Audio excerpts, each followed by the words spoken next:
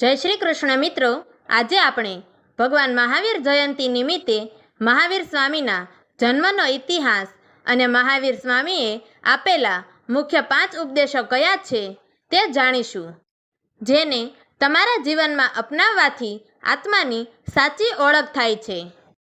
ભગવાન મહાવીર જયંતિ જૈન ધર્મના અનુયાયીઓ માટે સર્વોપરી પવિત્ર તહેવાર છે. આ દિવસ ભગવાન મહાવીર સ્વામીના જન્મદિન તરીકે ઉજવાય છે. આ વખતે મહાવીર જયંતિ 10 એપ્રિલે ઉજવવામાં આવશે. મહાવીર સ્વામી જૈન ધર્મના 24મા તીર્થકર હતા અને તેમનું જીવન અહિંસા, ત્યાગ અને સાધનાનો દીપસ્તંભ હતો. આ પવિત્ર દિવસ ચૈત્ર મહિનાની શુક્લ પક્ષની ત્રયોદશી પર આવે છે, જે સામાન્ય રીતે માર્ચના અંતે અથવા એપ્રિલ મહિનાના શરૂઆતના દિવસોમાં આવે છે. ભગવાન મહાવીરનો જન્મ લિચ્છવી વંશના રાજવી કુટુંબમાં થયો હતો. તેમના પિતાનું નામ રાજા સિદ્ધાર્થ અને માતાનું નામ રાણી ત્રિશલા હતું. તેમનું જન્મસ્થળ કુંડલગ્રામ બિહારમાં છે. મહાવીરનું બાળપણનું નામ વર્ધમાન હતું. ભગવાન મહાવીરનું બાળપણ વિદ્વતા, શૌર્ય અને સહાનુભૂતિથી ભરેલું હતું.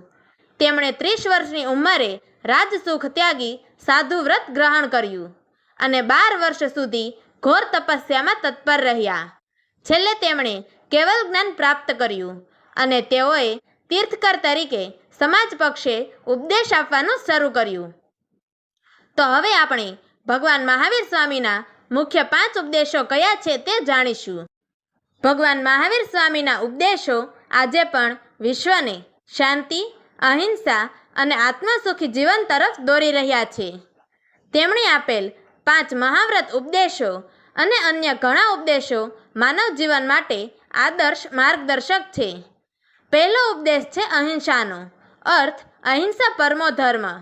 અહિંસા એ માત્ર શારીરિક રીતે અન્ય જીવ માત્રને નુકસાન પહોંચાડવાની વાત નથી, પરંતુ વિચારોમાં, વાણીમાં અને કર્મમાં પણ કોઈ પણ પ્રકારનું દુઃખ ન પહોંચાડવું તે અહિંસા છે.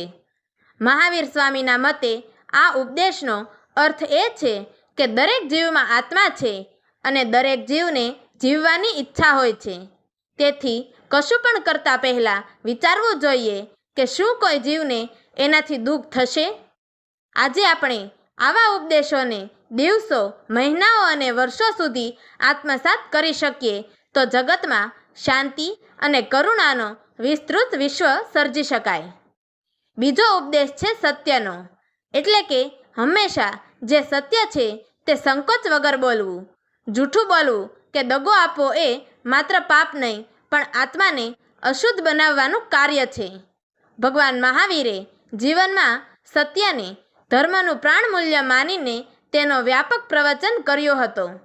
સત્યમાં યથાર્થતા અને નિષ્ઠા રહેલી હોય છે.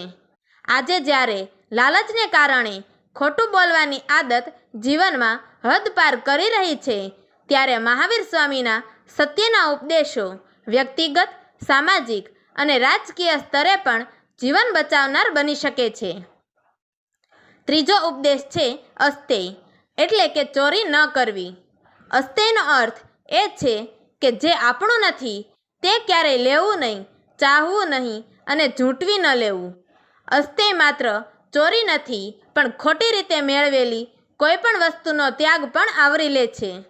જૈન દ્રષ્ટિએ ભગવાન મહાવીરે કહ્યું કે કોઈની વસ્તુ થકી, હિંસા થકી કે લાલચથી મેળવેલું કંઈ પણ આત્માનું પતન કરે છે.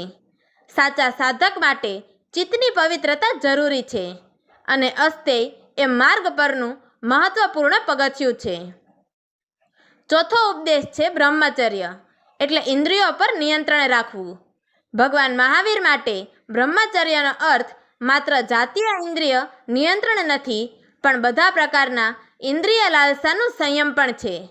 આંખ, કાન, નાક, જીભ, ત્વચા જેવી ઇન્દ્રિયો પર નિયંત્રણ રાખવું અને આત્માને ઉન્નત કરવા માટે ઉપયોગમાં લાવવું એ બ્રહ્મચર્ય છે.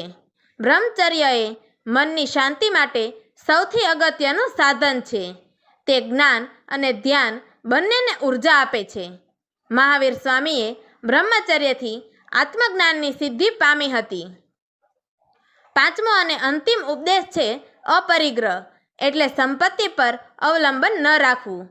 અપરિગ્રહ એ તેમના ઉપદેશોમાં સૌથી વધુ આધુનિક સંદર્ભ ધરાવતું તત્વ છે.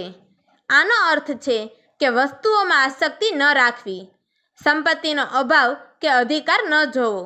આજના સમયમાં માણસ ભૌતિક સંપત્તિ, વિલાસી જીવનશૈલી અને આધુનિક સુવિધાઓનો ગુલામ બની ગયો છે. અપરિગ્રહનું પાલન કરીને માણસ પોતાના જીવનને સરળ, નિર્મળ અને આધ્યાત્મિક બનાવી શકે છે. મહાવીર સ્વામીએ એમ જણાવ્યું કે જેમ આપણે વસ્તુઓ સંભાળીએ છીએ એ જ રીતે એ વસ્તુઓ આપણને સંભાળે છે અને બંધન રૂપે જીવને ફસાવે છે. ભગવાન મહાવીર સ્વામીના અન્ય ઉપદેશો એ છે કે દરેક જીવ માત્ર માટે કરુણા રાખવી એ જ સાચો ધર્મ છે. મહાવીર સ્વામી કહે છે કે આત્મજ્ઞાન એટલે આત્માની સાચી ઓળખ મેળવવી એ જીવનનો ઉદ્દેશ છે. આ માટે તપ, દયા, ક્ષમા અને જ્ઞાનના માર્ગે ચાલવું જોઈએ. તેમણે મિચ્છામી દુક્કડમ જેવા શબ્દો દ્વારા વિશ્વમાં ક્ષમાના ભાવને સ્થાપિત કર્યો. કોઈ સાથે દુઃખ કે અપમાન થઈ ગયું હોય તો દિલથી માફી માગવી એ જ સાચું ક્ષમા કર્મ છે. ભગવાન મહાવીર સ્વામીના ઉપદેશો આજે પણ એટલા જ પ્રસ્તુત છે જેટલા તે 2500 વર્ષ પહેલાં હતા. તેમનું જીવન, તપ, ઉપદેશ અને શ્રદ્ધા આપણને સાચા અર્થમાં સાધક બનાવે છે. આ ઉપદેશો ન માત્ર જીવ માત્ર માટે હિતકારક છે પણ સમગ્ર માનવજાત માટે મોક્ષ માર્ગદર્શક છે. તો હવે આપણે જાણીશું કે મહાવીર જયંતીની ઉજવણી કેવી રીતે થાય છે. મહાવીર જયંતી પર મંદિરોમાં વિશેષ પૂજા, પ્રવચનો તથા ધર્મસભાઓ યોજાય છે.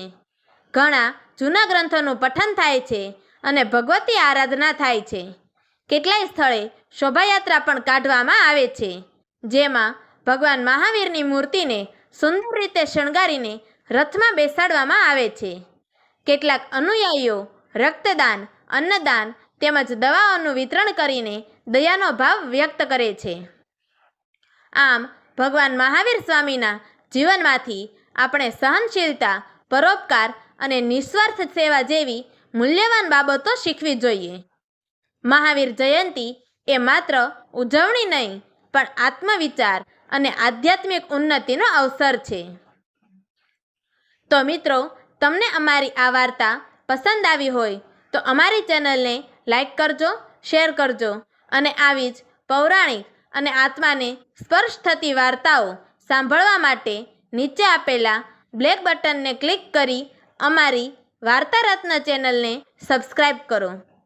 તો મિત્રો, અમારી આ વાર્તાને છેલ્લે સુધી સાંભળવા માટે તમારો ખૂબ ખૂબ ધન્યવાદ. જય શ્રી કૃષ્ણ. હર હર મહાદેવ.